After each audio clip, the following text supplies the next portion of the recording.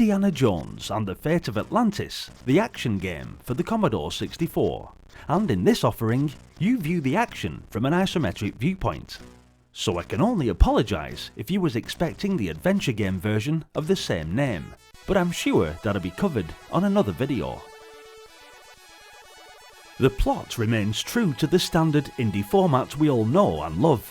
It's a frantic chase through many exciting locations, with Indy and the entire Nazi party of pre-World War II Germany racing towards the carelessly lost and slightly magical Isle of Atlantis, said to be the final resting place of King Arthur, Lord of all Britain, uniter of the heathen hordes and holder of Excalibur.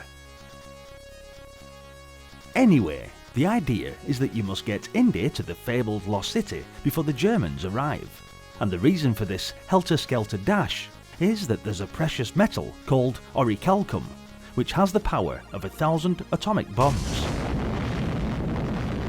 That or 2 Mexican chilies. If those grossly unpleasant, world-threatening type Nazis get hold of it first, they'll stand a decent chance of winning the upcoming World War II. Not a prospect to look forward to. So then, it's quite important for Indy to get to Atlantis first. In fact, the entire history of the world rests on his broad and manly shoulders. Luckily, aiding him is the gorgeous, pouting, psychic Sophia Hapgood. She's useful because she can read Indy's mind to some extent, and also because she's the world's greatest authority on orichalcum. Pretty fortunate she's around, eh?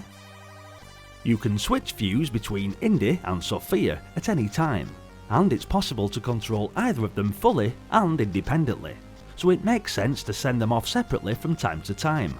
That way you can cover much more ground and stay ahead of the time limit, but you'll also double the risk of evil Nazi encounters, so need to be cautious. The 3D view means that it isn't just a case from running left to right, so the path you've got to take isn't obvious. Luckily though, the 3D means that you can usually spot trouble coming from quite far away. You can change the camera viewpoint to watch Indy or Sophia as they disappear behind solid objects and stuff. Lucasfilms say it's like being your own director, but I thought it was blimmin' annoying for the first few plays, but I suppose you soon get the hang of it. It's a pity the combat system isn't as good. When chased by a Nazi, those green guys which look remarkably like Indy, select a whip or fist icon. If he catches you, you're automatically turned to face him. Then, knock 7 bells out of him by either pulling back on the joystick or hitting the use icon. In level 1, you play roulette at a Monte Carlo casino. This is handy for getting the cash together to buy weapons and useful items, but you'll get hassled by some gambling Nazis who you'll have to punch every now and then. You must win enough money to buy the weapons and artifacts from a crooked dealer. Level 2 brings you to a naval base, where you must evade searchlights, get into the base, kill more Nazis and collect bullets, knives and chocolate. You also have to crack a code to get into a secret disguised submarine, but at 400 feet long it's hardly much of a secret. Level 3 brings you to the submarine port, and Uberman's secret exploration submarine is on the way to Atlantis. You need to get access to it before it dives down.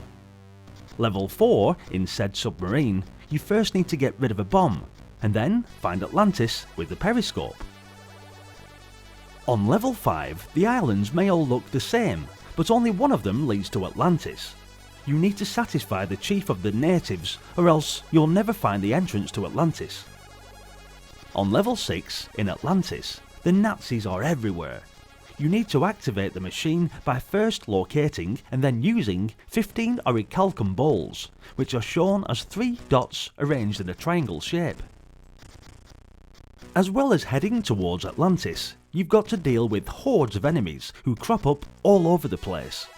Although the war hasn't officially started yet, they're quite into the idea of getting a bit of target practice on you, so there's a great deal of shooting and ducking to be done.